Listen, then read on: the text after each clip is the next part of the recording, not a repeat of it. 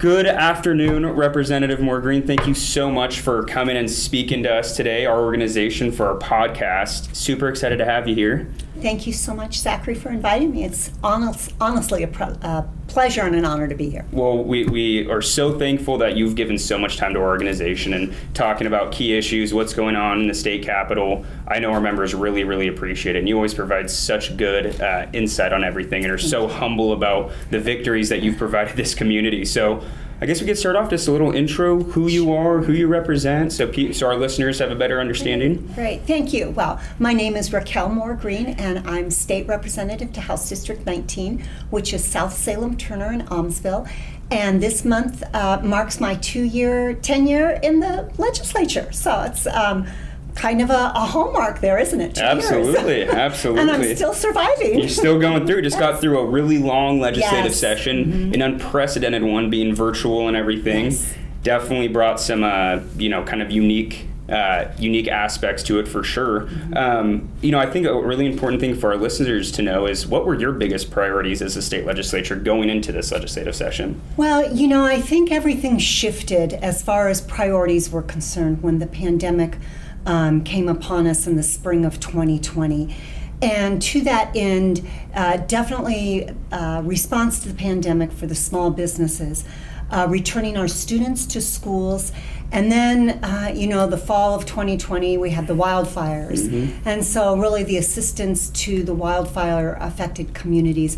Those, for my colleagues and myself, those were our priorities going into the long session. I don't think any of us, none of that was on our radar, ahead of time. Many of us were looking at, of course, what can we do for small businesses? What can we do in the healthcare realm? What can we do in the educational realm? And all of those things are terribly important.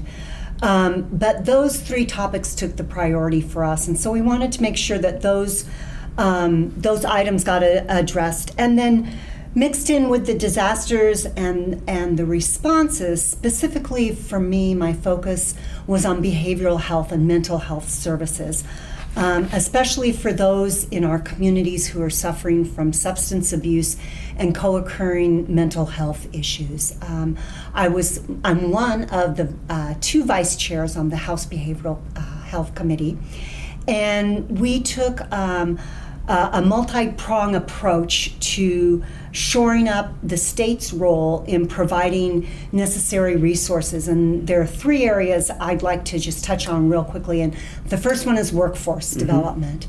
And there's just, the response to some of the social ills that we see from substance abuse really is growing a huge industry of professionals.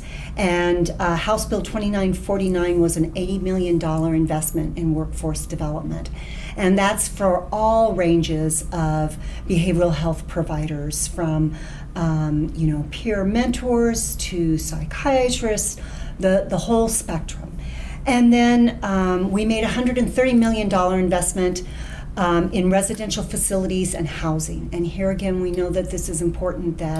So for instance, people coming out of the state hospital, they need that transitional housing. They need a place to be once they exit the state hospital, and each step along the way. And so this was a huge investment.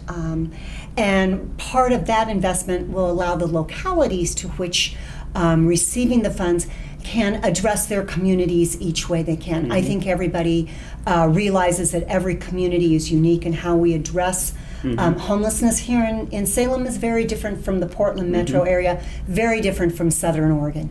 And as a state representative, I'm very cognizant of that it is our role as a state to see to it that things are taken care of, but I do believe what happens on the ground in the communities needs to be decided by those communities.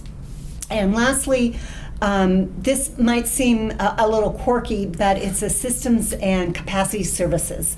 And that includes, money going for our certified community behavioral health care clinics, peer respite and crisis centers. Here again, how do we respond to the need when somebody picks up the phone and dials 988, which is our new number for mental health crisis, not unlike a 911 for a fire or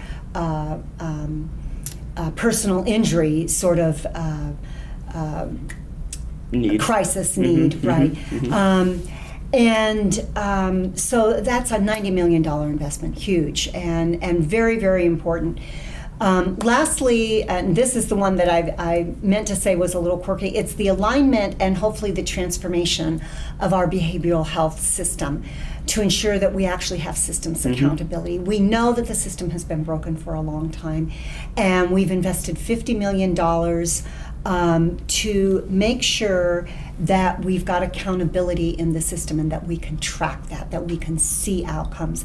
And so this will improve timely access to behavioral health care, reduce hospitalizations, reduce overdoses, improve integration of physical and behavioral health care, and lastly, ensure individuals are supported in the least restrictive environment that meets their behavioral health needs as they progress through the system. So those, I spent a lot of time in the behavioral health realm this last session and plan to continue to focus on that in the interim. One of my goals, kind of lofty and self-imposed, is to track these bills and the money. You know, we've made close to $500 million investment, and that includes $200 million for Senate Bill 755, which is the statutory implementation of Measure 110. Okay. And that was the decriminalization of drugs, and instead of those individuals being forced into the criminal justice system, now they're given the option to seek treatment. And will we have those services there for them?